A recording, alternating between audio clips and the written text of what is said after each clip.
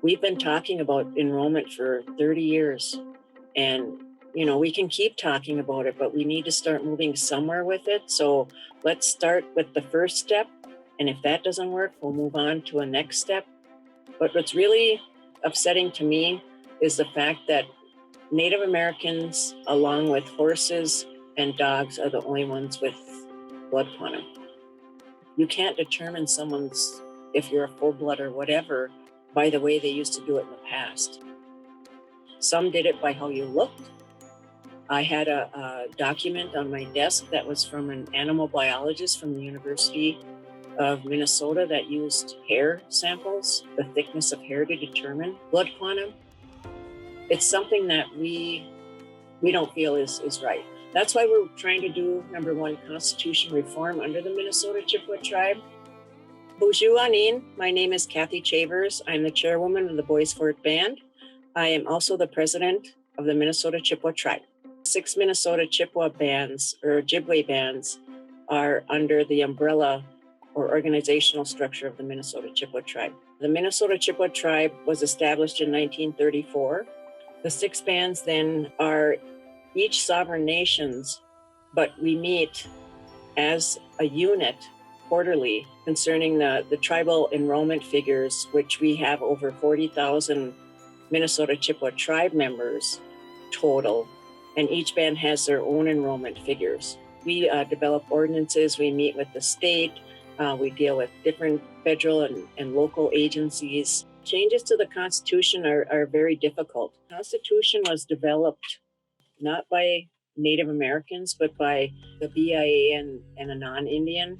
With regards to Constitution reform or changing of the Constitution, that will take the membership to vote on what they want changed in the Constitution first, which it does require 30% of the eligible voters of the Minnesota Chippewa Tribe to request a change to the Constitution. We are undergoing what we call Constitution reform. It's been something that's been on the radar for many years for the Minnesota Chippewa tribal members because we want a document that reflects what we want, not what others have made us abide by. What it takes is you need to inform your membership, and our membership is all over. We've got White Earth members of 20,000 plus. We've got Bois Forte members all over the country and overseas too. So how do you inform those members of the Constitution and the changes that, possibly all the membership want made? Some tribes don't want enrollment. Some tribes want lineal descent. A lot of the tribes in Minnesota have already addressed some of the enrollment issues, because if we as a Minnesota Chippewa Tribe continue on our road the way we are with the enrollment the way it is now, which is 1/4 blood, that we will not be in existence for years to come because there aren't many full bloods left. We have 10 people, at least 10 people from each of the 6 tribes that have stepped up to become part of a Constitution Reform Committee. Basically, what the Constitution Reform Committee is they've gone and started with the preamble, and then they moved on to enrollment, and Article 2 is regarding membership. So that's where you talk about the 1941 base rolls and people born between April 14th, 1941 and July 3rd, 1961. Their parents have to be enrolled. So, and the quarter blood quantum. So we kind of jumped the gun, I think, and made a hop to enrollment because that is one of the hottest topics.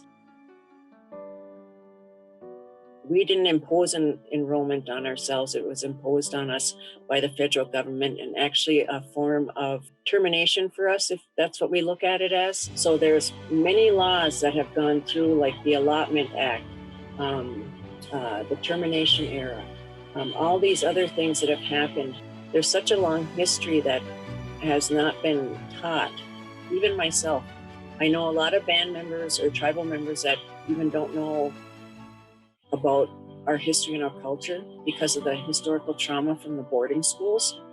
And also they don't know that we have to abide by a constitution, that the tribes don't have the authority, the Minnesota Chippewa tribes don't have the authority to change the enrollment.